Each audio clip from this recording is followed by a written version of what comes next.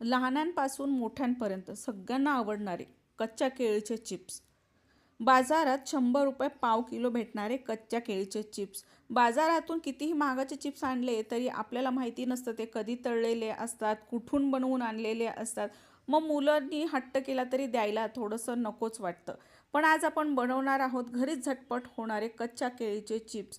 काही tips follow केला तर आपले ही चिप्स कुरकुरीत होतात आणि महिनाभर आपले चिप्स छान टिकतील. अशा काही टिप्ससह हा व्हिडिओ बनवलेला आहे. व्हिडिओ शेवटपर्यंत नक्की बघा. तर मी इथे 2 घडं कच्च्या केळीचे घेतले, स्वच्छ धुवून साल काढून घेतली. मग कढईमध्ये तेल गरम केलं. तेल एकदम कडक गरम केलेलं आहे आणि मग आपल्या केळी किसून आपल्याला त्याच्यामध्ये वेपर्स टाकायचे आहेत. अशा प्रकारे चिप्स आपल्याला बनवून घ्यायचे आहेत. मी कुठल्याही प्रकारचं मिठाचं पाणी, हळदीचं पाणी मी तेलामध्ये टाकत नाही, कारण त्यामुळे तेल खूप उडतं आणि ते प्रत्येक वेळी तेलाचं टेम्परेचर हे कमी होतं. त्याच्यामुळे चिप्स तळायला पण खूप वेळ लागतो. त्याच्यामुळे मी अशा प्रकारे केळीचे चिप्स तळून घेते आणि थोड्या वेळ आपल्याला ह्याला झाऱ्या लावायचा नाही आहे.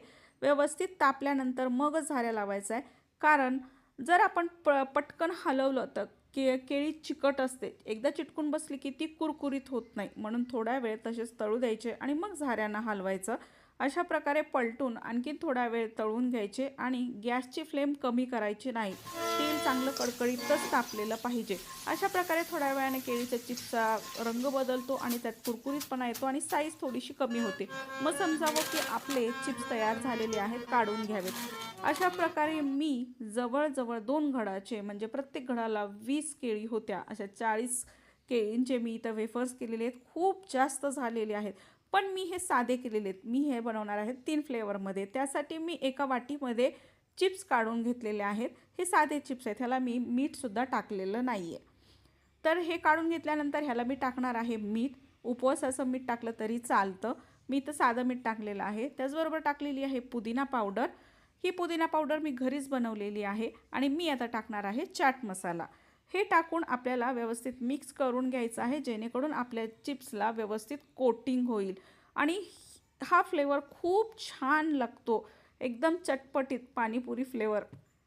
अशा प्रकारे आपलं हे पुदिना कोटिंग तयार झालेलं आहे आणि आपला इतका पटकन पुदिना फ्लेवरचे केळीचे चिप्स तयार झालेले आहेत. आता हे जर तयार झाल्यानंतर मी दुसरा फ्लेवर तयार करणार आहे. मी इथे करणार आहे टोमॅटो फ्लेवर. तर असेच मी चिप्स घेतलेले आहेत, साधे चिप्स. मग ह्याच्यामध्ये टाकलेलं आहे मीठ आणि आता टाकत आहे मी टोमॅटो पावडर.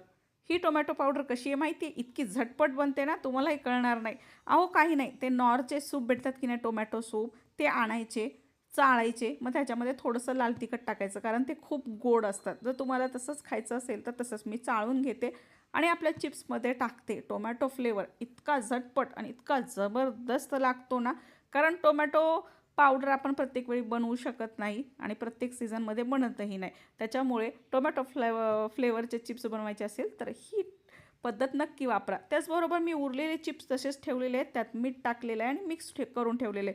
कारण काय होतं, उपवासामध्ये काही जणांना साधे चिप्स लागतात. मग उपवास सुरू झालेत, मैत्रिणी आल्या, कोणी आलं तर घरी तयारी ठेवावी लागते उपवासाचं द्यायला बरं. आणि मुलांनाही शॉर्ट ब्रेकला काही ना काहीतरी लागतं. शाळेतून आल्यानंतरही इव्हिनिंग स्नॅक्स द्यावाच लागतो. म्हणून कुठलीही गोष्ट आधी तयार ठेवली की बरी असते. बाजारातून आणलेलं कितीही आणा, पुरतच नाही. म्हणून हे झटपट होणारे केळीचे चिप्स नक्की तयार करून बघा आणि मी सांगितलेल्या पद्धतीने करून बघा. तुमचे चिप्स महिनाभर कुरकुरीत राहतील. त्याचबरोबर मी इथे सूर्यफूल तेल वापरलेलं आहे, ज्याला की वास नाही, काही नाही. त्याच्यामुळे ह्या चिप्सचा वास देखील येत नाही आणि चांगलं तेल वापरले म्हणून आपल्याला पण एक आनंद असतो की आपल्या घरच्यांना आपण काहीतरी चांगलं खाऊ घालतोय. त्याच्यामुळे हे फ्लेवरचे चिप्स नक्की करून बघा. तुमचे कसे झाले मला नक्की सांगा. कोणाला केळीचे चिप्स जमत नसतील तर त्यांना पण हा व्हिडिओ शेअर करा. आणि असेच सोपे चविष्ट पदार्थ बघण्यासाठी आपल्या स्वादिफाय किचनला सबस्क्राईब करा. व्हिडिओ आवडला असेल तर व्हिडिओला लाईक करा आणि आपण परत भेटू नवीन रेसिपीसोबत. तोपर्यंत खात राहा. Bye bye.